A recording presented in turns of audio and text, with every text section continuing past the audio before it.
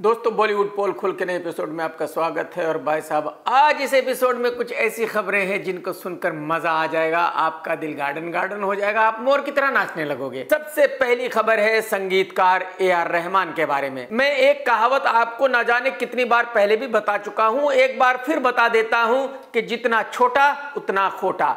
और AR रहमान तकरीबन 2.5-3 feet का है, तो AR रहमान सीधा सीधा चलता, कुछ हैंकी पैंकी ना करता, ये तो हो ही नहीं सकता था। AR रहमान ने सारा खान से 29 साल पहले शादी की थी और 29 साल के बाद डिवोर्स हो गया है। सारा खान और AR रहमान अलग हो गए हैं। और आप ये भी जान लीजिए कि फेमस म्यूजिक डायरेक्टर बनने से पहले AR रहमान एक हिंदू था, कन्वर्ट हुआ था, मुसलमान बन गया था, फिर बहुत बड़ा म्यूजिक डायरेक्टर बन गया था। और आज की तारीख में AR रहमान 5 वक्त का नमाजी है। अगर एक आदमी 5 वक्त की नमाज पढ़ता है तो इसका मतलब यह है कि वो आदमी बहुत शरीफ है और कोई भी गलत काम जिंदगी में नहीं करेगा। लेकिन भाई साहब, ऐसा कैसे हो सकता है? AR रहमान बॉलीवुड से है, फिल्म इंडस्ट्री से है, तो सीधा सीधा रहे, ऐसा कैसे हो सकता है? ये पॉसिबल नहीं है, समझ रहे हो? AR रहमान की असिस्टेंट का नाम है मोहिनी डे। और भाई साहब, एकदम फैशनेबल लड़की है, बन-ठन के रहती है, अलग अलग तरह के कपड़े पहनती है, मतलब रोजाना स्टूडियो में चकाचक होके आती है। लेकिन कमाल यह है कि मोहिनी डे ऑलरेडी शादीशुदा थी, इसके बावजूद भी AR रहमान और मोहिनी डे गुलछर्रे उड़ा रहे थे। आप अंदाजा लगाइए कि एक आदमी जो 5 वक्त का नमाजी है, वो अपनी बीवी को धोखा दे रहा था और अपनी असिस्टेंट के साथ मस्ती कर रहा था, रोजाना रसगुल्ले खा रहा था, एक से एक बढ़िया मिठाई खा रहा था। अब अगर बुढ़ापे में एक यंग और फैशनेबल लड़की मिल जाए तो जाहिर सी बात है फिर बीवी में तो कम ही इंटरेस्ट रहता है, बीवी में तो नहीं के बराबर इंटरेस्ट रहता है। तो ऐसा ही कुछ AR रहमान कर रहा था। और ये कब तक चलता? फाइनली AR रहमान का डिवोर्स हो गया और मोहिनी ने भी अपने हस्बैंड को डिवोर्स दे दिया है। आप अंदाजा लगाइए AR रहमान ने कितना गलत काम किया है, कितना बड़ा गुनाह किया है। एक तरफ अपनी वाइफ को चीट किया, उसको छोड़ा, दूसरी तरफ एक शादी तुड़वा दी, एक हस्बैंड से उसकी पत्नी को छीन लिया। तो अगर AR रहमान को रावण कहा जाए तो गलत नहीं होगा। तेलुगु फिल्मों के सुपरस्टार अल्लू अर्जुन को तो आप सभी जानते हैं, लेकिन ये किस फैमिली से बिलोंग करता है वो आज मैं आपको डिटेल में बताऊंगा। तेलुगु फिल्मों का एक बहुत बड़ा स्टार हुआ करता था चिरंजीवी, आज भी है लेकिन आज उतना बड़ा स्टार नहीं है। चिरंजीवी की फैमिली तेलुगु फिल्म इंडस्ट्री की एक बहुत ही पावरफुल फैमिली है। उसकी वजह यह है कि इस फैमिली में बहुत सारे सुपरस्टार्स हैं, जैसे कि रामचरण, पवन कल्याण, साई धर्म तेज, वरुण तेज वगैरह वगैरह। और जो अल्लू अर्जुन का फादर है वो तेलुगु फिल्मों का बहुत बड़ा सुपरस्टार नहीं था, एक छोटा मोटा एक्टर था। और उसी एक्टर की बहन चिरंजीवी की पत्नी है, यानी कि चिरंजीवी अल्लू अर्जुन का फूफा है। और इसका मतलब यह है कि अल्लू अर्जुन भी इसी बड़ी फैमिली का हिस्सा है। लेकिन क्योंकि अल्लू अर्जुन का फादर कोई बहुत बड़ा स्टार नहीं था, यही वजह है कि चिरंजीवी और उसके फैमिली मेंबर्स ऐसा मानते हैं कि भाई अल्लू अर्जुन की फैमिली इनकी फैमिली के सामने कुछ भी नहीं है। अब अगर ऐसे में अल्लू अर्जुन इतना बड़ा सुपरस्टार बन जाए कि ये सब मिलकर भी उसके बराबर नहीं होते, तो जाहिर सी बात है इस फैमिली को जलन तो जरूर होगी। और यही वजह है कि चिरंजीवी की फैमिली आज की तारीख में अल्लू अर्जुन की फैमिली से बहुत ज्यादा नफरत करती है, अल्लू अर्जुन से बहुत ज्यादा जलती है। इनका ऐसा मानना है कि अल्लू अर्जुन कोई सुपरस्टार वगैरह नहीं है। चिरंजीवी फैमिली का ऐसा मानना है कि अल्लू अर्जुन उनसे बड़ा स्टार बन ही नहीं सकता। लेकिन हकीकत यह है कि अल्लू अर्जुन आज इतना बड़ा स्टार है कि ये पूरी फैमिली मिलकर भी उसके 50% भी नहीं होती। तो अब चिरंजीवी फैमिली पूरी कोशिश कर रही है कि अल्लू अर्जुन की फिल्म पुष्पा 2 ना चले, फ्लॉप हो जाए। आप सभी जानते हैं कि अल्लू अर्जुन ने अपनी फिल्म का ट्रेलर लॉन्च किया था बिहार में आकर, पटना में, और जिस दिन से ट्रेलर रिलीज हुआ है उस दिन से जबरदस्त रिस्पांस मिल रहा है। ट्रेड के मुताबिक पुष्पा 2 हिंदी में शाहरुख खान की फिल्म जवान का रिकॉर्ड तोड़ने जा रही है, यानी कि इस फिल्म को आज तक की सबसे बड़ी ओपनिंग मिलने जा रही है। और अगर इस फिल्म को हिंदी में इतनी बड़ी ओपनिंग मिलेगी तो आप अंदाजा लगाइए कि तेलुगु में कितनी बड़ी ओपनिंग मिलेगी। तो यह बिल्कुल क्लियर है कि पुष्पा 2 के रिलीज होने के बाद अल्लू अर्जुन हिंदुस्तान का एक बहुत बड़ा मेगा स्टार बन चुका होगा। और बस बस यही जलन है चिरंजीवी फैमिली को। तो चिरंजीवी फैमिली में से ऐसा कोई भी नहीं है जिसने अल्लू अर्जुन को यह कहा हो कि भाई आपका ट्रेलर अच्छा है या आपकी फिल्म अच्छा बिजनेस करने जा रही है, बल्कि चिरंजीवी फैमिली ने तेलुगु फिल्म इंडस्ट्री के जितने भी क्रिटिक्स हैं, जितने भी इन्फ्लुएंसर्स हैं, उनको पैसे दे दिए हैं और उनसे कहा है कि वो इस फिल्म के बारे में बिल्कुल बात नहीं करे। जितने भी इनके फैन क्लब से उनको भी इन्होंने कहा है कि आप पुष्पा 2 की बुराई करना, पुष्पा 2 के बारे में कुछ भी अच्छा नहीं कहना। तो कहने का मतलब यह है कि चिरंजीवी और उसके फैमिली मेंबर अल्लू अर्जुन को स्टार बनते हुए नहीं देखना चाहते। वो चाहते हैं कि पुष्पा 2 बहुत बड़ी फ्लॉप हो जाए और अल्लू अर्जुन को एक फ्लॉप एक्टर मान लिया जाए, लेकिन ऐसा होगा नहीं भाई साहब। एक कोई लुक्का है अश्नीर ग्रोवर जो अपने आप को सेलिब्रिटी मानता है। यह बंदा बिग बॉस में आया था। मुझे नहीं पता इन बिग बॉस वालों की अकल को क्या हो गया है, ये इतने दिमाग से पैदल क्यों हैं, इनको ऐसा क्यों लगता है कि अश्नीर ग्रोवर की वजह से लोग बिग बॉस को देखेंगे। मैं इस बंदे को नहीं जानता था, जब ये बिग बॉस में आया मैं इसको तब जाना। तो एक तरह से बिग बॉस ने अश्नीर को पब्लिसिटी दी है, अश्नीर ने बिग बॉस का कोई फायदा नहीं किया। और जिस दिन ये बिग बॉस में आया मुझे उसी दिन पता चला कि सलमान और अश्नीर की कोई कंट्रोवर्सी चल रही थी काफी दिनों से। खैर, जब ये बंदा स्टेज पर आया तो सलमान ने इसकी खूब धुलाई की, इसको खूब रोस्ट किया और ये चुपचाप देखता रहा। लेकिन मुझे हंसी तब आई जब ये लुक्खा घर के अंदर आया और घर के अंदर आकर इसने बिहेव करना शुरू किया जैसे कि ये बहुत बड़ा सेलिब्रिटी हो। घर के जितने भी मेंबर हैं उन सब के साथ ये तूता से बात कर रहा था। अगर मैं घर में होता और ये मुझसे ऐसे तूता से बात करता तो भाई साहब मजा ही आ जाता। आप लोग ऐसा सीन देखते जो इससे पहले आपने कभी देखा ही नहीं है। तो मैं इस लुक्के अश्नीर को बताना चाहता हूं कि अगर तेरे दिमाग में ऐसा कुछ फिट हो गया है कि तू बहुत बड़ा सेलिब्रिटी है, तुझे दुनिया जानती है, तो भाई तुझे कोई नहीं जानता, तू एक नंबर का लुक्खा है। मैं तुझे जिंदगी में कभी ना जानता अगर तू बिग बॉस में ना आता। आप सभी जानते हैं कि अमीषा पटेल अपने से 20 साल छोटे लड़के को डेट कर रही है और जिंदगी में बड़ी खुश है, क्योंकि अमीषा को ऐसा लगता है कि उससे इसकी शादी होने वाली है। अरे मैडम जी, कुछ तो मर्यादा रखिए, कुछ तो खौफ खाइए। अब जब अमीषा न्यूज में है तो जाहिर सी बात है अमीषा थोड़ी और कंट्रोवर्सी कर रही है। तो अमीषा ने गदर 2 के बारे में बात की है और बताया है कि अनिल शर्मा ने अमीषा को चीट किया है उस फिल्म में। अमीषा का कहना यह है कि जब अनिल ने उसको कहानी सुनाई थी गदर 2 की तो उसको बताया था कि क्लाइमैक्स में आप ही विलन को मारेंगी, लेकिन अगर आपने फिल्म देखी है तो देखा होगा कि क्लाइमैक्स में अमीषा तो है ही नहीं। तो अमीषा का कहना यह है कि मेरे साथ अनिल शर्मा ने चीटिंग की है। अमीषा जी, मैं आपको बता दूं कि अनिल शर्मा मेरा दोस्त नहीं है जिसको मैं फेवर कर रहा हूं, लेकिन हां मैं यह आपको गारंटी के साथ कह सकता हूं कि अगर अनिल शर्मा ने आपको उस फिल्म में रोल भी दिया था तो ये बहुत बड़ा एहसान था आपके ऊपर। आज की तारीख में आप इतनी फेमस हो, आपका स्टारडम इतना बड़ा है कि आपको फिल्म के किसी एक सीन में कोने में भी खड़ा नहीं किया जा सकता। आपको रोल देना तो बहुत दूर की बात है। तो हकीकत यह है कि आपको अनिल को थैंक यू बोलना चाहिए कि उसने आपको गदर 2 में रोल दिया था। टिंगू भाई, आमिर खान पागल हो चुका है, ऐसा आमिर खान खुद ही कह रहा है, मैं नहीं कह रहा हूं। आमिर खान ने बताया है कि वो भी अपनी बेटी की तरह दिमागी बीमार हो गया है। यही वजह है कि आमिर और उसकी बेटी दोनों जाते हैं किसी डॉक्टर के पास थेरेपी लेने। एक कहावत है कि जैसी करनी वैसी भरनी। तो अगर आज की तारीख में आमिर खान दिमागी तौर पर बीमार है तो मुझे इसमें बिल्कुल भी अचंभा नहीं है, क्योंकि आमिर खान ने अपनी जिंदगी में ऐसे ऐसे काम किए हैं जिनका भुगतान तो इसी दुनिया में उसको करना पड़ेगा। अब आप कहेंगे कि भाई ऐसा आमिर खान ने क्या कर दिया। आमिर खान वो आदमी है जिसने एक लीगल नोटिस निकाला था, दुनिया को कहा था कि मेरे फादर से मेरा कोई लेना देना नहीं है, मेरे फादर से मेरी 10 साल से बोलचाल भी नहीं है। तो अगर बॉलीवुड में कोई भी मेरे फादर से कोई डील करता है तो मैं उसके लिए जिम्मेदार नहीं हूं। मैं आपको बता दूं कि जब आमिर खान का फादर बहुत बीमार था तो इसने उसका इलाज नहीं कराया था। जब तक वो बेचारा मरा तब तक इस आदमी ने उससे बात नहीं की थी। इसका भाई फैसल खुद ही ऑफिशियली ये कह चुका है कि आमिर खान ने बहुत कोशिश की थी उसको मेंटल हॉस्पिटल में डालने के लिए। हालांकि फैसल बिल्कुल नॉर्मल है और उसका कहना है कि मैं कभी भी दिमागी तौर पर बीमार नहीं था, लेकिन आमिर खान जानबूझकर यह साबित करना चाहता था कि मैं दिमागी बीमार हूं और मुझे वो मेंटल हॉस्पिटल में रखना चाहता था। डायरेक्टर मंसूर खान आमिर खान का कजिन है जिसने आमिर खान की पहली फिल्म डायरेक्ट की थी कयामत से कयामत तक।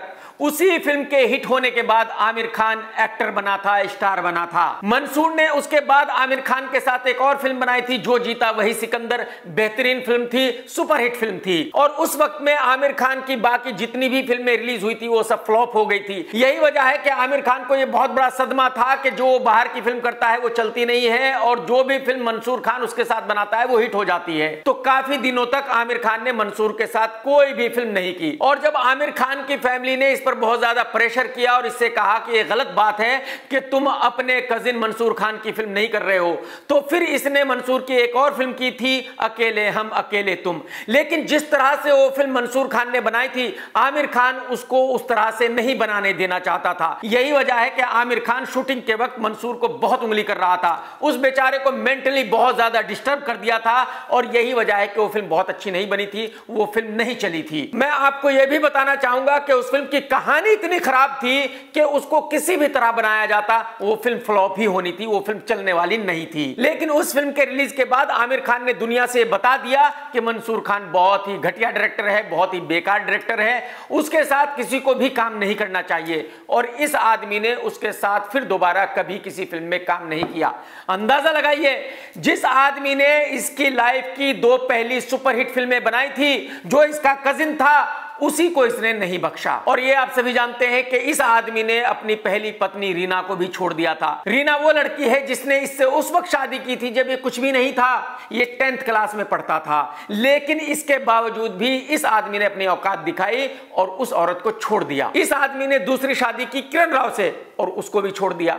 तो आप अंदाजा लगाइए कि ये आदमी किसका है, किसी का भी नहीं है। जब ये आदमी अपने फैमिली मेंबर्स का नहीं है तो किसी और का ये कैसे हो सकता है। और जिस आदमी का दिमाग इतना ज्यादा करप्ट हो, जो इतना गलत सोचता हो, वो दिमागी बीमार नहीं होगा तो क्या होगा। तो मुझे पर्सनली ऐसा लगता है कि अगर आमिर खान दिमागी बीमार हो गया है तो ये बिल्कुल कुछ भी गलत नहीं है, क्योंकि आमिर खान के कर्म ही ऐसे हैं। बॉलीवुड में एक एक्टर है गरीबों का शाहरुख खान, विक्रांत मैसी। इसकी फिल्म आई थी 12th फेल। उसने थोड़ा सा बिजनेस कर लिया था और इसने अपने आप को शाहरुख खान मान लिया था, रणबीर कपूर मान लिया था, ऋतिक रोशन मान लिया था। ये आदमी जमीन से 1 फीट ऊपर चल रहा था भाई साहब। पिछले हफ्ते इसकी एक फिल्म रिलीज हुई थी साबरमती, जो सुपर डुपर डिजास्टर हो गई। पहले वीक में 5 करोड़ का बिजनेस किया। कितना? 5 करोड़ का। बजट क्या था?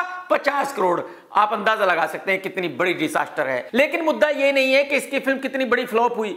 मुद्दा यह है कि जब से मोदी जी पावर में आए हैं तब से इस आदमी को बहुत ज्यादा परेशानी थी। यह बीजेपी के बारे में कुछ ना कुछ कह ही रहा था, यह बीजेपी को कहीं ना कहीं क्रिटिसाइज कर ही रहा था। और आज की तारीख में यह बंदा बीजेपी के नेताओं से ही मिलता घूम रहा है। 2-3 दिन पहले यह आदमी यूपी गया योगी जी से मिलने, और फिर उस फोटो को अपने सोशल मीडिया पर डाला, दुनिया को बताया कि मैं योगी जी से मिला हूं। इसका मतलब यह हुआ कि इस आदमी को बीजेपी से कोई प्रॉब्लम नहीं थी।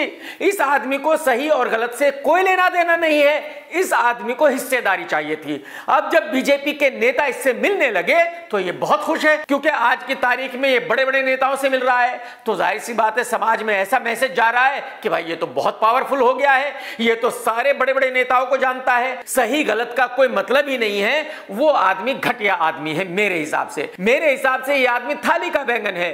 थाली में जिधर भी घी होगा ये उधर ही लुढ़क जाएगा, क्योंकि इसको चाहिए बेनिफिट्स। खबरों में आप देख ही रहे होंगे कि दिल्ली में बहुत ज्यादा प्रदूषण है, लोगों के गले में खराश हो रही है, लोगों को ना जाने क्या क्या बीमारियां लग रही है। लेकिन परिणीति और राघव चड्ढा को बिल्कुल कतई कोई प्रॉब्लम नहीं है। तो ये दोनों इंडिया गेट पर गए साइकिलिंग करते हुए और दुनिया को बताया कि देखो भाई हम कितने खुश हैं। कुछ सालों पहले राघव चड्ढा बेचारा एक गरीब छोटा मोटा अकाउंटेंट हुआ करता था और आज की तारीख में बिलियनर है। तो जाहिर सी बात है परी दुनिया को ये दिखा रही है कि देखो हम कितने खुश हैं, हमारे को दिल्ली में रहने में कोई प्रॉब्लम नहीं है। मैडम कैसे प्रॉब्लम होगी, पैसे हैं आपके पास तो बात ही खत्म। बॉलीवुड में एक लड़की है ड्रामा सना खान, जिसने एक फ्रॉड कट मुल्ले से शादी कर ली है और ये कहकर बॉलीवुड छोड़ दिया है कि बॉलीवुड बहुत गंदी जगह है, बॉलीवुड में मुझे नहीं रहना, अब मुझे अपना धर्म इस्लाम फॉलो करना है। तो बुर्का वगैरह पहनने लगी, नकाब वगैरह पहनने लगी, अच्छी बात है, कोई प्रॉब्लम नहीं है। लेकिन प्रॉब्लम यह है कि ये ड्रामा कर रही है। और जब मैंने अपने पिछले वीडियो में इसके बारे में बात की तो बहुत लोगों ने मुझे कहा कि भाई आप उसको बदनाम क्यों कर रहे हो, वो तो बहुत अच्छी लड़की बन गई है। बहुत अच्छी लड़की कैसे बन गई है, जरा देख लीजिए इसका ये रील। तो एयरपोर्ट पहुंच चुके हैं एंड बोर्डिंग शुरू हो गई है। अनस जा रहे हैं। सुनो, ये लड़की कहती है कि मैंने बॉलीवुड छोड़ दिया। इस्लाम में ऐसा बताया गया है कि बॉलीवुड गंदी जगह है, लेकिन इसके बावजूद भी ये लड़की 24 आवर सोशल मीडिया पर है। 24 आवर इसको कोई ना कोई न्यूज बनानी है, 24 आवर इसको कुछ ना कुछ ऐसा करना है कि ये न्यूज में रहे। ये अगर एयरपोर्ट पर जाती है तो रील बनाती है, ये मार्केट में जाती है तो रील बनाती है, ये बाथरूम में जाती है तो रील बनाती है। मेरी समझ में नहीं आ रहा है कि ये किस तरह का बॉलीवुड छोड़ना है। अरे भाई, अगर आपने बॉलीवुड छोड़ दिया है और आपको ऐसा लगता है कि बॉलीवुड एक गंदी जगह है और आपको इस्लाम फॉलो करना है, तो 5 वक्त की नमाज पढ़िए, कुरान पढ़िए, इबादत कीजिए। आप 24 आवर रील्स क्यों बना रही हो, मुझे ये तो बताइए। तो हकीकत यह है कि सना खान आज की तारीख में एक झूठी जिंदगी जी रही है, और कितने दिन झूठी जिंदगी जिएगी? एक ना एक दिन तो ये वापसी आएगी ही, क्योंकि जो लड़की एक बार हीरोइन बन गई वो मरते दम तक हीरोइन ही रहती है। मैं गारंटी के साथ कह सकता हूं कि वो दिन बिल्कुल दूर नहीं जब ये उस लुखे मुल्ला को लात मारेगी और वापसी बॉलीवुड में आ जाएगी, और फिर कहेगी कि मुझसे गलती हो गई थी कि मैंने एक लुखे मुल्ला से शादी कर ली थी। और देख लेना, बॉलीवुड में आकर ये यही कहेगी कि लुखे मुल्ला ने इस पे जादू कर दिया था, इसको पागल कर दिया था, इसके दिमाग को घुमा दिया था, यही वजह है कि इसने बॉलीवुड छोड़ दिया था और उस लुखे मुल्ला के साथ चली गई थी। आप सभी जानते हैं कि आज की तारीख में बॉलीवुड के छोटे मोटे लुखे एक्टर भी जब एयरपोर्ट पर जाते हैं तो वहां पत्रकारों को बुलाते हैं, कैमरामैन्स को बुलाते हैं, उनको पैसे देते हैं, वो आ जाते हैं। तो इन्हीं को देखकर आम पब्लिक ने भी ये सीख लिया है। आप जरा देखिए, एक ट्रक नुमा बंदा एयरपोर्ट पर आया है और उसके लिए भी पत्रकार खड़े हैं। भाई साहब, ये नॉर्मल आदमी है, कोई सेलिब्रिटी नहीं है, इसको कोई नहीं जानता, लेकिन इसने इन पत्रकारों को 50,000 रुपए दिए हैं और 50,000 रुपए लेकर ये लोग वहां एयरपोर्ट पर पहुंच गए हैं और इस ट्रक नुमा इंसान को शूट कर रहे हैं और इससे ऐसे बात कर रहे हैं जैसे कि ये रणबीर कपूर से भी बड़ा सुपरस्टार हो। तो अब आप अंदाजा लगा सकते हो कि आने वाले वक्त में क्या होने वाला है। हेलो पाजी, बढ़िया बढ़िया पाजी, आता है फोटो करते हैं यहाँ पे अच्छा लगता है। जिसके पास भी पैसे हैं वो एयरपोर्ट पर जाएगा, 50,000 रुपए पत्रकारों को देगा और वो पत्रकार एयरपोर्ट पर जाकर उसको शूट करेंगे और उसको कहेंगे कि सर आप बहुत बड़े सेलिब्रिटी हो, बहुत बड़े सुपरस्टार हो।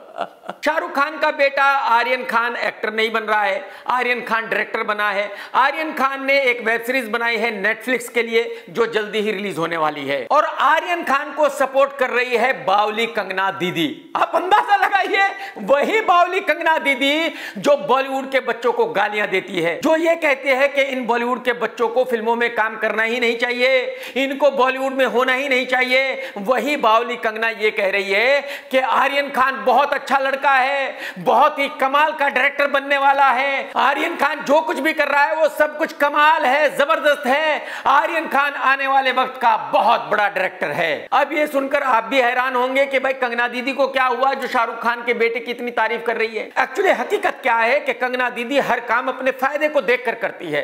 कंगना दीदी को पता है कि शाहरुख खान को क्रिटिसाइज करने से कुछ नहीं होने वाला, शाहरुख खान के बेटे को क्रिटिसाइज करने में इसका नुकसान है, फायदा नहीं है। अगर ये शाहरुख खान के बेटे की तारीफ करेगी तो हो सकता है कि आने वाले वक्त में कभी शाहरुख खान इसको अपनी फिल्म में काम दे दे, हो सकता है कि आने वाले वक्त में शाहरुख खान इसकी फिल्म के बारे में अच्छा कह दे। अगर आपने देखा हो तो बावली कंगना बुढ़ऊ के बारे में भी कुछ गलत नहीं कहती, उसको भी क्रिटिसाइज नहीं करती, हमेशा उसकी भी तारीफ करती है क्योंकि उसको भी अपना भाई कहती है ये। तो एक्चुअली इसका ऐसा मानना है कि अगर ये बुढ़ऊ और एसआरके को अपने साथ रखेगी, अपने पाले में रखेगी, तो बॉलीवुड में इसकी वैल्यू बनी रहेगी। हालांकि ऐसा कुछ होने वाला नहीं है। बॉलीवुड में ऐसा एक भी आदमी नहीं है जो इसका दोस्त बनना चाहे, जो इसकी तारीफ करे, जो इसको वैल्यूबल समझे। डबल ढोल की आयुष्मान खुराना ने एक बहुत ही कमाल की बात बताई है। डबल ढोलकी ने कहा है कि जब मैं 5वीं क्लास में था उस वक्त मेरा फादर मुझे चप्पल और डंडों से पीटा करता था। अरे भाई साहब, डबल ढोलकी साहब, मुझे आप ये बताओ आपके फादर की इसमें क्या गलती है? अबे जब तूने 5वीं क्लास में ही मिठाई बांटनी शुरू कर दी थी मीठे, तू अच्छे अच्छे खूबसूरत लड़कों के साथ घूमने लगा था, तो तेरा फादर क्या करता? तुझे पीटता नहीं तो? अबे तेरे बाप के पास बेचारे के और क्या चारा बचा था सिवाय इसके कि वो तुझे चप्पलों से मारे और तुझे कहे कि मीठे इतनी यंग एज में मिठाई मत बांट। लेकिन तू कहां मानने वाला था? तू तो तब से लेकर अब तक मिठाई बांट रहा है। तेरे फादर ने तुझे चप्पल और जूतों से मारा था, बिल्कुल सही किया था भाई साहब, मेरा सैल्यूट है तेरे फादर को।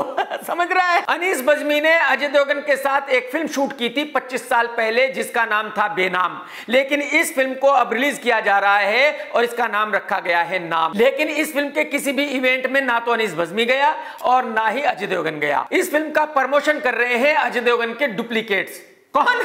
डुप्लीकेट्स, आप अंदाजा लगाइए। एक्चुअली बॉलीवुड के जिन लोगों ने इस फिल्म को 25 साल पहले बनाया था, उन्होंने एक नया निर्माता फंसाया है, उसको मामा बनाया है, उसके करोड़ों रुपए अंदर कर लिए हैं। तो इवेंट में डुप्लीकेट आए या असली आए, पैसे तो उसी के खर्च हो रहे हैं, इनके घर से तो कुछ जा नहीं रहा है। तो जब एक मीडिया वाले ने अनीस बज्मी से पूछा कि आप इस फिल्म के बारे में क्या कहोगे, तो अनीस भाई ने कहा कि मैं तो भूल भी गया था कि मैंने ऐसी कोई फिल्म कभी शूट की थी।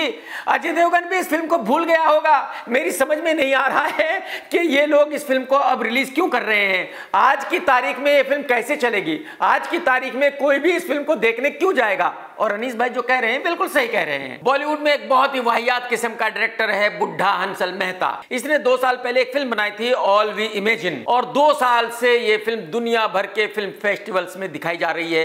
इसको बहुत सारे अवार्ड्स मिल चुके हैं, लेकिन कोई भी ओटीटी कंपनी इसके राइट्स खरीदने के लिए तैयार नहीं है इंडिया में। यही वजह है कि अब हंसल बुड्ढे ने दुखी होते हुए मीडिया से कहा है कि मेरी समझ में नहीं आ रहा है कि मेरी फिल्म के राइट्स कोई भी ओटीटी कंपनी क्यों नहीं खरीदना चाहती, जबकि मेरी फिल्म को इतने ज्यादा अवार्ड्स मिल चुके हैं।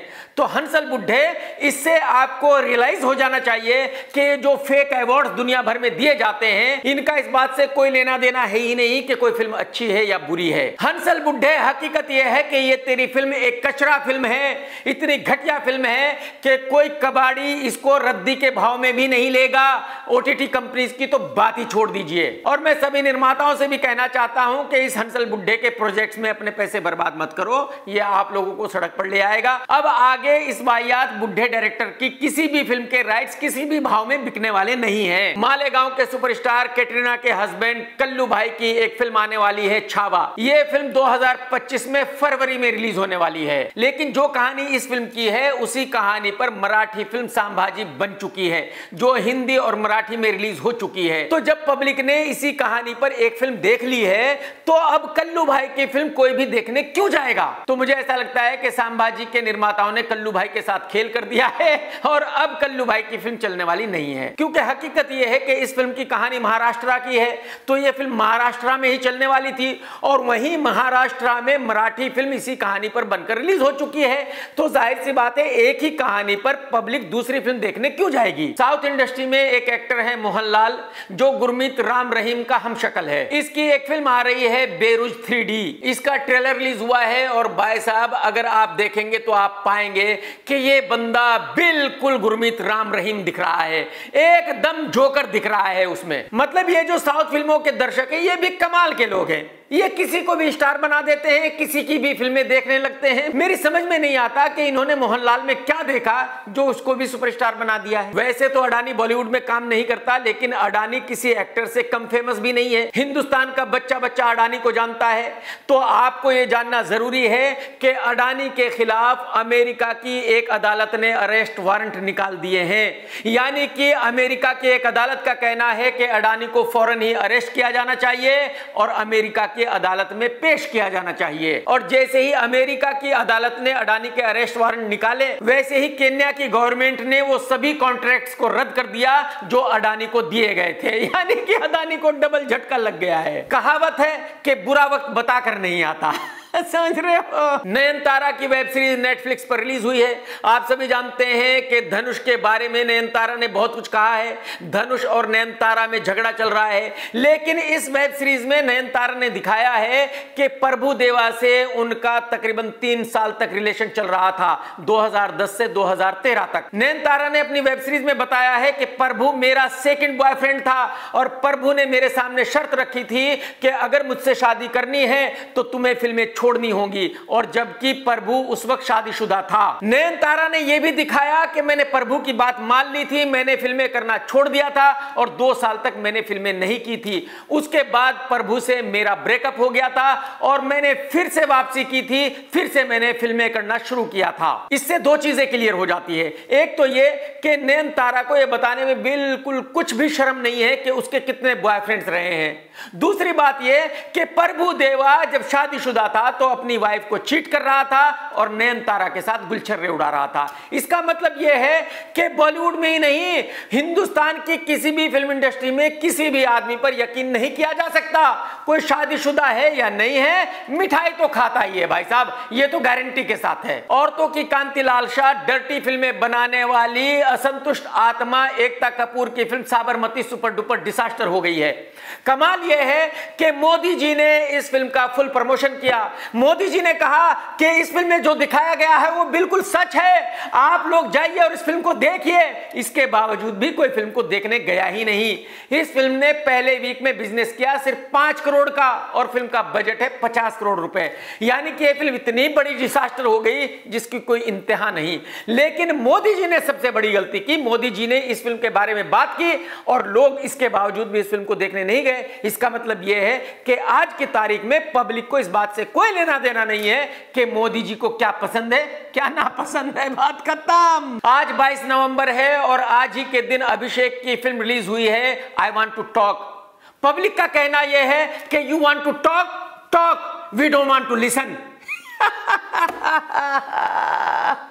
कसम रावण की, कैसी कैसी फिल्में बन रही है यार। मतलब ये एक्टर कैसी कैसी फिल्में कर रहे हैं, मेरी समझ में नहीं आता ये क्या सोचकर फिल्म चूज करते हैं। भाई साहब, जिन थिएटर्स पर ये फिल्म लगी है वहां हंगामा हो गया है, दंगे हो गए हैं, हिंदुस्तान की पब्लिक उन थिएटर्स पर पहुंच गई है। पब्लिक का कहना यह है कि अगर हम अभिषेक की फिल्म नहीं देखेंगे तो हमारी जिंदगी पे लानत है।